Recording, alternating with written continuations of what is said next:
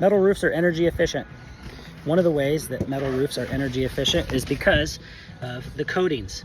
So on a metal roof, you have paint, and then below that, you've got what's called a substrate. That is what protects the steel that it's made out of from rusting.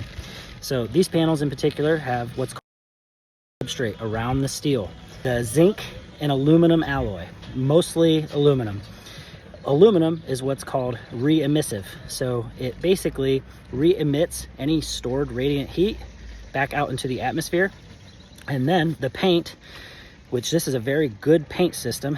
These are coils that are coated with Sherwin-Williams, and the Sherwin-Williams are reflective of UV radiation. So when the sun shines down and the UV rays try to hit the panel on an asphalt shingle roof, they'll hit the roof, they'll store up, they'll radiate down into the attic space. So with these, they're both reflective and re-emissive. And then you've got the ventilation portion of things.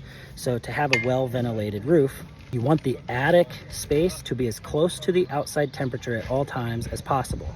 That requires both intake ventilation and exhaust ventilation. It's different for each house. Not every single house gets the same amount of intake or exhaust ventilation. So you want to hire a professional that understands ventilation and how to properly size the ventilation for your home.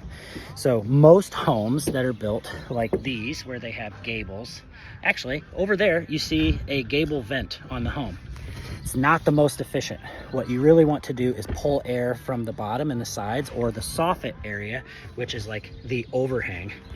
You want intake to come in and then exhaust out of the attic right here.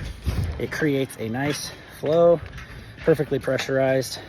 Intake pulls all that air from the outside, the fresh air, and moves it out the exhaust, and that keeps a continuous flow of fresh air from the outside into the attic. That's going to help you tremendously with your energy efficiency.